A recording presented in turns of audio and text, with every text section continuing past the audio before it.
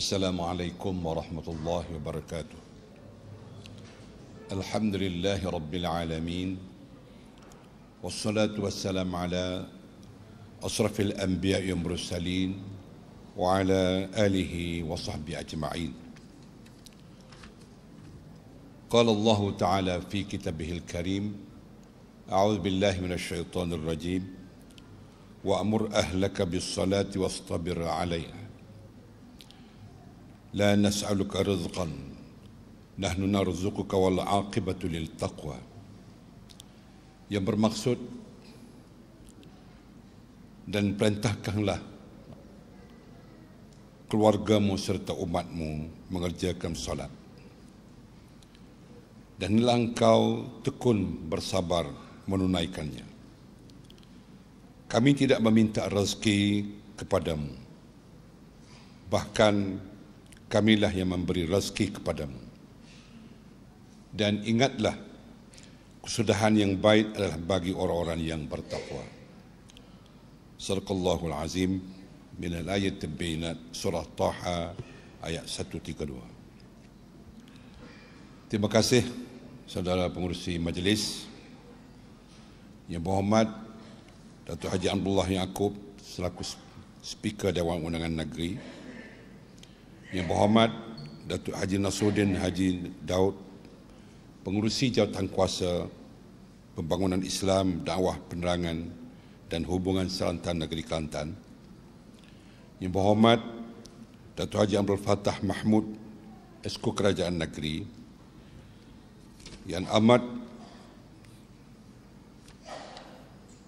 berusaha, yang berhormat Datuk Haji Cik Muhammad Rahim bin Haji Cik Jusoh, yang amat berbahagia Datuk Haji Yusuf Ismail, Timbalan yang Pertua Majlis Agama Islam dan Adat Istiadat Melayu Kelantan,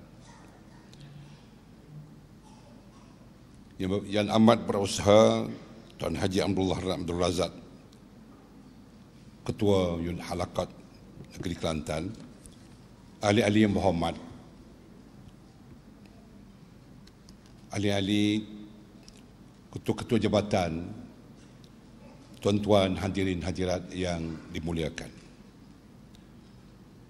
Marilah kita sama-sama melapaskan rasa syukur yang tidak terhingga kehadirat Allah Subhanahu wa taala dengan limpah dan izinnya membolehkan kita untuk sama-sama berada di dalam majlis perasmian bulan solat dan pertandingan pidato atau pidato remaja peringkat di Kelantan bagi tahun 1435 Hijriah bersamaan dengan 2014 Masih. Saya bagi pihak Kerajaan Negeri Kelantan merakamkan setinggi-tinggi tahniah kepada Jabatan Hal Ehwal Agama Islam Negeri Kelantan Darul Naim yang telah sekali lagi berjaya menganjurkan program yang merupakan rutin tahunan ini. Saya sekaligus dengan ini ia sekaligus mencerminkan komitmen Kerajaan Negeri Kelantan untuk terus meningkatkan penghayatan ibadat solat di kalangan umat Islam di negeri ini, sekaligus melahirkan generasi yang benar-benar menghayati solat dalam kehidupan seharian.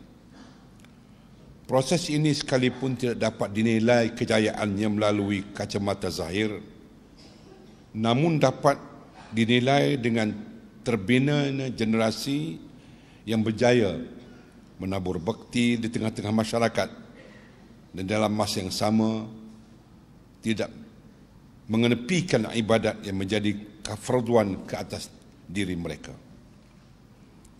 Hadirin yang dikasihi, ayat yang telah saya bacakan di awal ucapan tadi mengandungi perintah Allah Subhanahu wa taala agar umat Islam sentiasa menjaga salat di kalangan ahli keluarga masing-masing.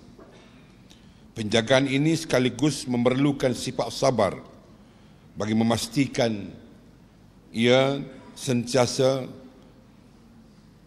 konsisten dan berterusan.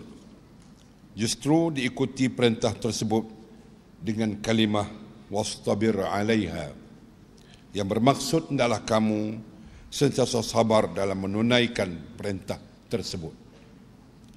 Kenapa salat mempunyai nilai yang besar di sisi Allah Subhanahu wa taala, sehingga dilafazkan sedemikian rupa, bahkan difardukan ibadat ini dalam peristiwa Al-Isra' wal Mi'raj yang terkenal itu. Jika diamati secara mendalam, ibadat solat diperuntukkan pada umat Islam melalui secara langsung daripada Allah Subhanahu wa taala kepada Rasulullah SAW di Sidratul Muntaha, tanpa penurunan wahyu dan perantaraan Jibril. Sedangkan ibadat lain seperti puasa, zakat dan lain-lain diperuntukkan kepada umatnya melalui perantaraan wahyu disampaikan oleh malaikat Jibril kepada Rasulullah SAW. Persyariatan ibadat solat secara langsung daripada Allah ini sekaligus mengangkat martabat dan nilai ibadat solat di sisi Allah.